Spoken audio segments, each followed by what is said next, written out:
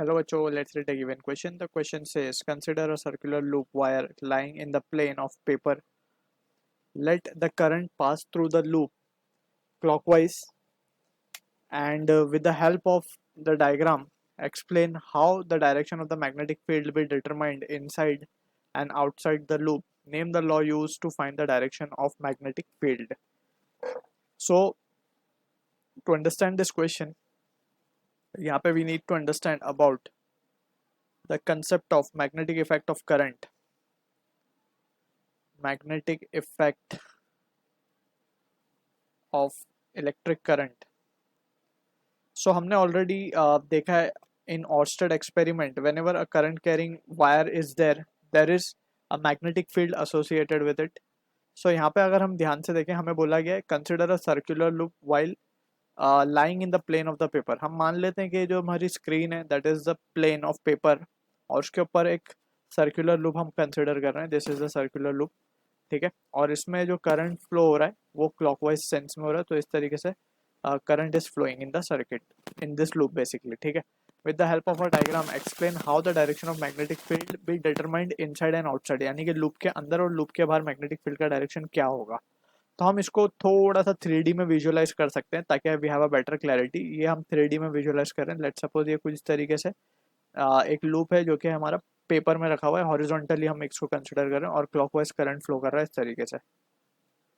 ठीक है. अब हमें बताना है कि अंदर और बाहर मैग्नेटिक फील्ड का डायरेक्शन कैसा होगा और हम किस लॉ की मदद से ये फाइंड कर रहे हैं. तो सबसे पहले अगर हम ध्यान से देखें लेट्स सपोज ये पॉइंट पे और ये पॉइंट पे we will find the magnetic field. इसी सेम तरीके से वी कैन फाइंड एनीवेयर. तो अगर हम यहाँ पे देखें इस पॉइंट के लिए ये पॉइंट को नाम दे देते हैं ए, ये पॉइंट को नाम दे देते हैं बी. तो अगर मैं ए पे मैग्नेटिक फील्ड निकालना चाहूँ तो मैं क्या करूँगा. What we will do is कि हम इस पॉइंट पे एक टेंजेंट ड्रॉ कर देंगे इस तरीके से. ये टेंजेंट इस तरीके से उस तरफ जाएगा क्योंकि जिस डायरेक्शन में करंट जा रहा है आई उसी डायरेक्शन में हमें इस टेंजेंट को ड्रॉ करना है. अब यहाँ पे हम इस तरीके से बनाएंगे इसको. राइट. सो ये चीज़ क्लियर हो रही होगी आई होप. अब यहाँ से वी कैन सी कि हमें right hand thumb rule use करना है. Second part of the question में हमसे पूछा था name the law use for to find the direction of magnetic field. So we will be using right hand thumb rule. ये rule की मदद से हम मैग्नेटिक फील्ड का डायरेक्शन फाइंड करते हैं. ठीक है. तो अब हम क्या करेंगे राइट हैंड का जो थंब है in the direction of current point करेंगे. ठीक. एक्चुअली में और we will be curling the finger. अब क्या करेंगे हम इसमें फिंगर कर्ल करेंगे of the right hand. Thumb कर दिया हमने टेंजेंशियल डायरेक्शन में ए पॉइंट पे हम फाइंड कर रहे हैं पहले और फिंगर को जैसे हम कर्ल करेंगे सो कुछ इस तरीके से फिंगर कर्ल होगी इस तरीके से. ठीक है ना. फिंगर कर्ल इस तरीके से होगी यानी कि अंदर की तरफ ये अंदर जाएगी और बाहर की तरफ ये बाहर आएगी इस तरीके से इस तरीके से. ठीक है.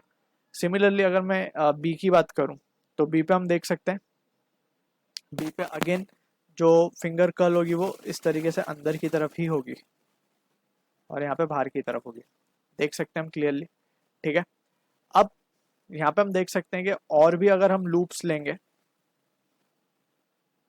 तो यहाँ पे भी ये लूप में ये करंट अंदर की तरफ फ्लो हो रहा होगा और बाहर बाहर की तरफ फ्लो हो रहा होगा.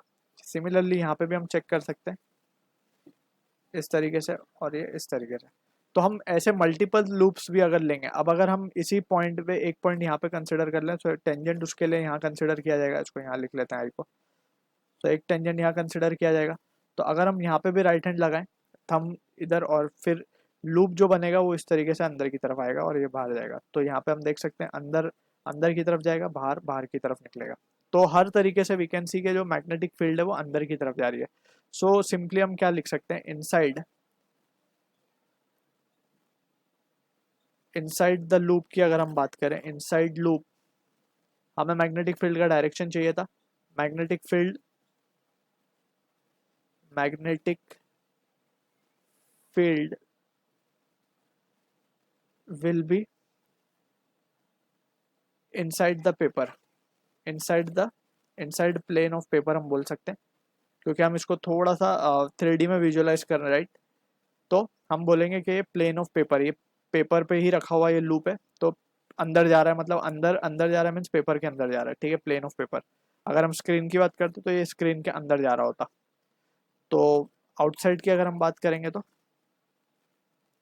आउटसाइड लूप में हम देख सकते हैं coming out of paper, out of plane of paper. ठीक है, ये सिंपल हम बता सकते हैं। अब ये तो हो गया एक मेथड, और हमने सेकंड पार्ट का भी आंसर कर दिया कि we are using right hand thumb rule. अब इसका एक बेहतर जो तरीका है उसमें हम सिंपली क्या करेंगे, थोड़ा सा रिवर्सिबल्स को चीज़ को समझ लेंगे कि अगर हमें लूप्स में मैग्नेटिक लूप का मैग्नेटिक फील्ड फाइंड करना है, magnetic field of loop, magnetic field, ये एज अ नोट हम याद रख लेंगे। मैग्नेटिक फील्ड मेन जो तरीका है वो हमने डिस्कस कर लिया, magnetic field of loop, but इसको बार बार अप्लाई करना थोड़ा कन्वीनियंट नहीं है, तो हम क्या करेंगे, मैग्नेटिक फील्ड ऑफ लूप को अगर फाइंड करना है, current carrying loop precisely, magnetic field of current